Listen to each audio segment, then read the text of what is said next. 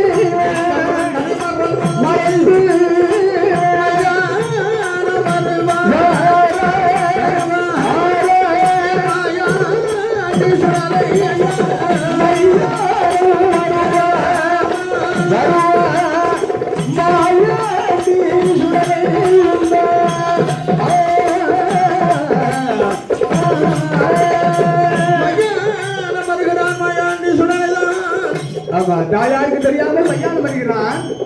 அந்த இரவு பொழுதில் ஏமசாம வேலை சாம நேரமாக இருந்தது. இலை விளங்க அந்த நேரத்திலே மையானம் வந்து பார்க்கிறான். 7 மாதம் சுழி மனமாக பேசுகிறார்.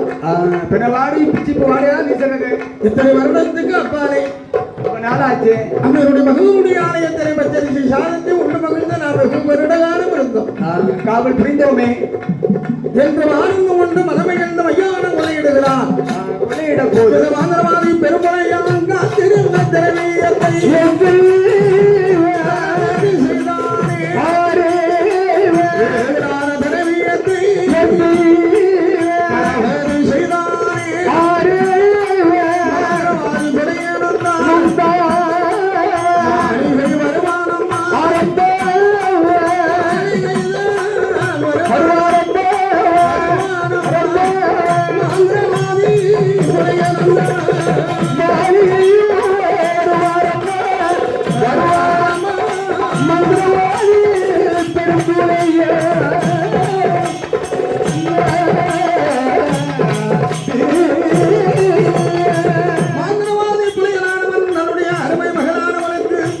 பெற்ற மகளான மாவுசிக்கு பின்னாலும் களவு செய்து பொருளை எல்லாம் ஏழையான திரவியத்தை தன்னுடைய அருமை மகனானவனுக்கு அலங்காரம் செய்தார். விதவிதமாக செய்கிறார். பிச்சு முதல் மாணவனை அருமை மகனான மாவுசிக்கானவனுக்கு மந்திரவாதி அலங்கரிக்கிறார். தங்கத்தினால் அலங்காரம் செய்கிறான். எப்படி செய்கிறான் அப்பா? தங்கத்தினால் செய்த மணி தாழ்வடமா முக்கத்தியா, தங்கத்தினால் செய்த மணி தாழ்வடமா முக்கத்தியா, தங்கத்தினால் செய்த மணி தாழ்வடமா முக்கத்தியா, தங்கத்தினால் செய்த மணி தாழ்வடமா முக்கத்தியா,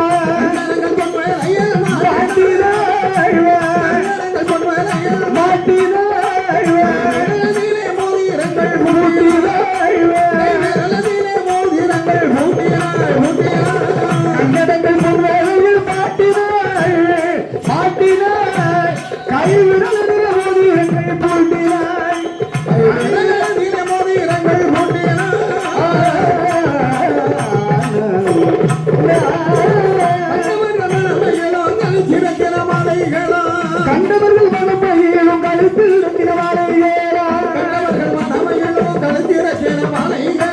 கண்டவர்கள் மனமையிலும் கழுத்தில் இருக்கிற மாலைகளா, சேலையா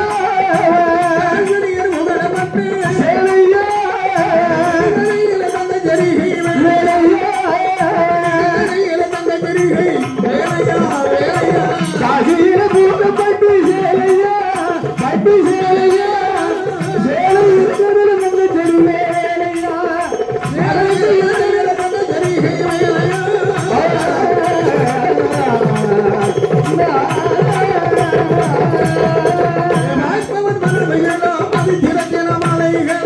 பார்த்தவர் மனமகிழும் பதித்திரத்தின மாலைகளா, பார்த்தவர் மனமகிழும் பதித்திரத்தின மாலைகளா, பார்த்தவர் மனமகிழும் பதித்திரத்தின மாலைகளா, தங்கே வட்டி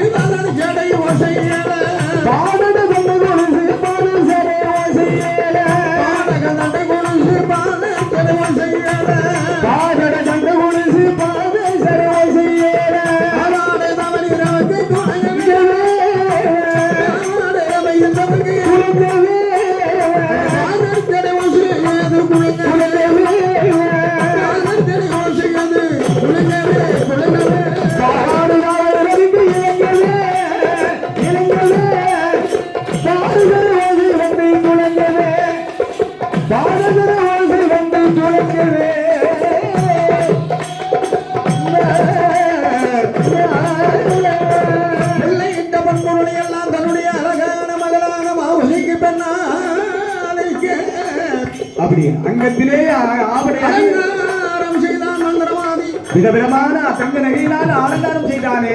மனமகிழ்ந்திருக்கிறான் மாளிகையிலே மந்திரவாதி கொலையனானவன். அப்படி அமர்ந்திருக்கின்ற போது அந்த வேளையிலே மகவதியானவர் ஆசிரிக்க வருகிறான். அப்பன் ஆமா மையானம் கொள்ளை செய்து வருகிறானே. ஆஹா 7 விடாத தெருவியத்தை பார்க்கின்ற போது வந்து பார்த்தா பொன்பொருள் எல்லாம் களவு நடந்திருப்பதை அறிய அறிந்தார். அறிந்த மாத்திரம் மங்கை பகவதியால் இடத்திலே வருகிறான். அம்மா, நான் இத்தனை வருட காலம் இந்த 7 நாள் திரைவேற்றி நான் காவல் செய்தேனே, கள்ளன் கவர்ந்து போகாதபடி கண்ணியமை காப்பது போலவே காத்து வந்தேன் அல்லவா? காவலாக புரிந்தேனே. இப்ப காத்திருந்த பண்புகளை களவை செய்தவனை யாரோ தெரியவில்லை. யாரம்மா? காத்திருந்த பண்புகளை களவை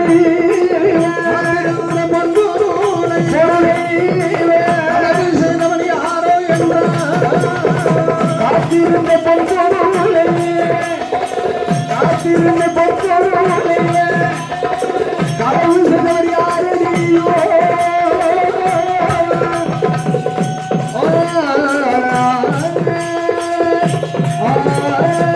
என் மகனே சுடலையா, ஐயா என்ற பொறுப்புடையா மந்திரவாதி மந்திரவாதி என்று சொன்னார். நான் ஏலமே நடுநடுமோ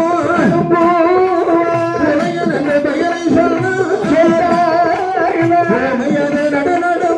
நடுநடுமோ என் மகனே சுடலையா, ஐயா போனால் பெரிதில்லை என் கொஞ்சம் உள்ள கண்மணியே மாயாண்டி. மாயாண்டி செல்வ போகங்கள் எல்லாம் வரும் போகும். ஆமா, பொருள் எப்போதுனாலும் ஒரு சம்பாதி செய்து கொள்ளலாம். நிலையில்லாத பொருள் செல்வங்கள் அல்லவா, அதெல்லாம் போனாலும் போட்டும். அதான் சம்பாதி செய்து கொள்ளலாமே. ஆனால் மகனே மாந்திரவாதி கொள்ளையிட்டவன் கொடியவன், உன்னை காட்டிலே பெரியவன். சாதாரண மனிதன் அல்ல, அவன் மாந்திரத்திலே மாந்திரவாதி. அவனிடத்தில் மையம் உண்டு, சுவன் உண்டு, மாரணம் ஏடு உண்டு. மகனே, மயக்கு வித்தை பாடம் உண்டு, அதிக பாடம் உண்டு. மாந்திரவாதி பெருமுனையனானவன் இருக்குமிடம் நீ சென்றால் மகனே, மைசுமுழுக்குள்ளே உன்னை அடித்திடுவான் மந்திரவாதி. ஆமா, கசத்துல பிடிச்சி சாத்திடுவான். அந்த மலையாள சீமையேடா நாடு சுடலை ஐயா, ஐயா நாடு போனவர்கள் வருவாருண்டு போவாருண்டு உண்டு. நாடு போனவர்கள் திரும்பி வர கண்டதில்லை. எந்த தலம் போனாலும் எந்த தலம் போனாலும்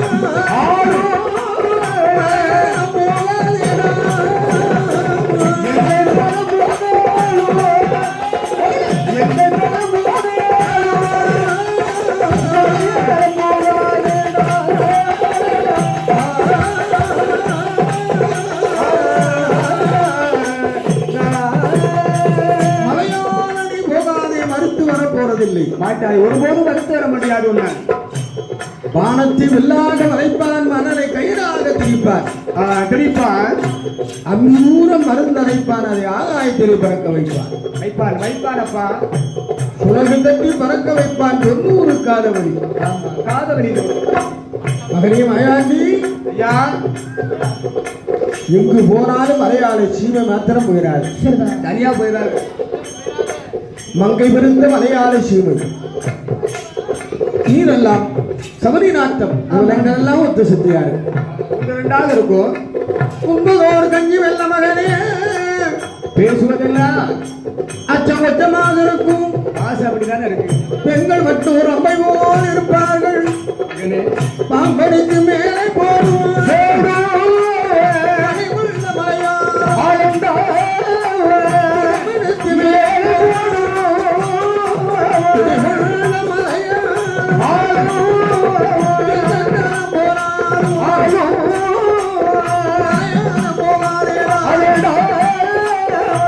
பெண்கள் உன்னை கண்டாய் பிடித்தடைப்பாய், பாம்பெடுத்து மேலே போடு பறிகொண்ட மலையாளம்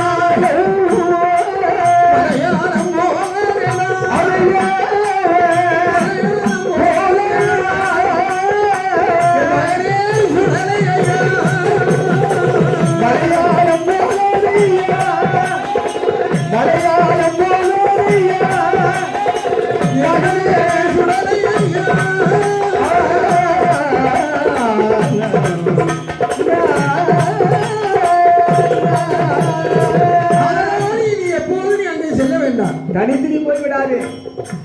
அப்போது பகவதியானவள் இடத்திலே அம்மா அம்மா அவனுடைய பெருமைகளை எல்லாம் என்னிடத்தில் உரைக்கின்றாய்.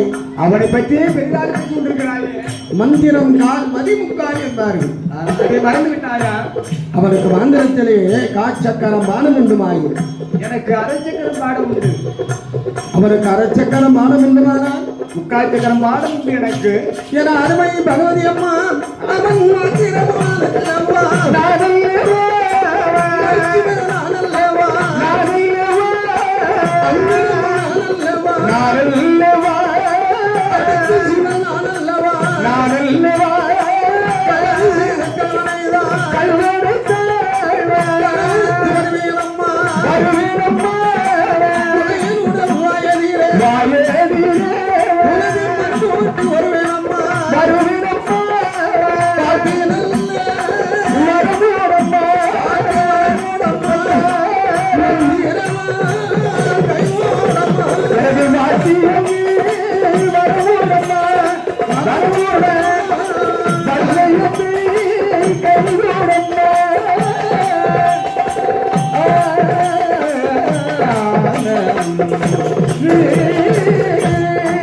உன்னுடைய அருள் இருக்குமானால் அந்த மண்டலாதி புலையினை நான் வென்று வருவேனே. களவு செய்த கல்வனுடைய குடும்பத்தை நான் கருவிருத்து நான் வருகிறேன். ஒட்டப்பறையான் மகன் 3.25 நாளிகைக்குள்ளே அவனை நான் அழித்து வருகிறேன். புலையனுடைய வாயிலே மண் போட்டு புழுதி மண்ணை போட்டு நான் வருவேன். ஆதலால் தாயே வாழ்ச்சி வரங்கொடு மந்திர வாழ்க்கை கொடு கேட்டானே.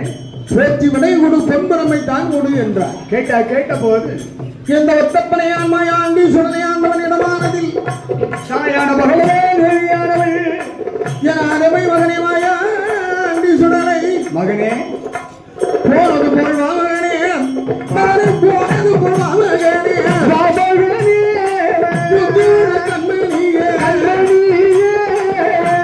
மனம் கொடுத்த மகனை கொடுப்பாய் தலை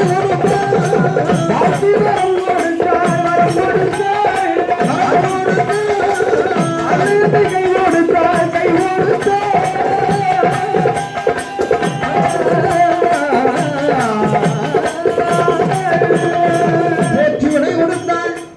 பெண் பெருமைகை கொடுத்தாள். பரங்களைத்தான் வாங்கி கொண்டு ஈசன் திருமகனாக விளங்குகிறானே மகாண்டி. அந்த ஒத்தப்பணியான உடலையாண்டவள் அந்த திருவனந்தபுரம் பக்தராம சுவாமி இடத்தை நாடி வந்தார்.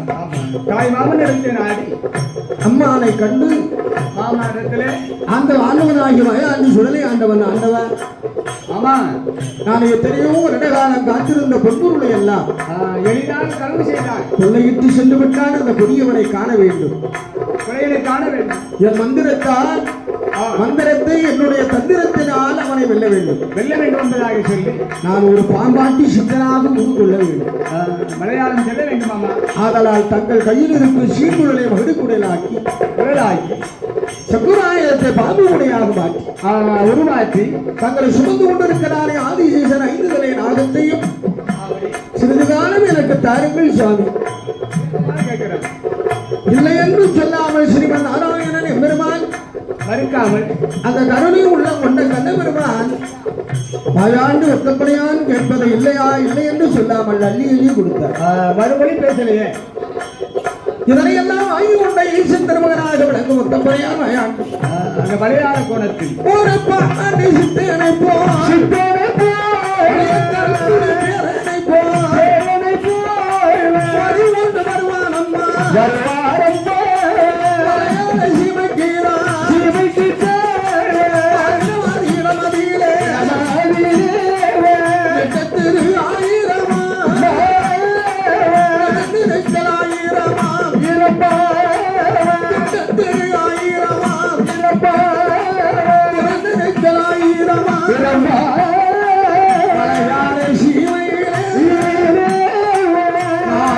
திருவதியிலே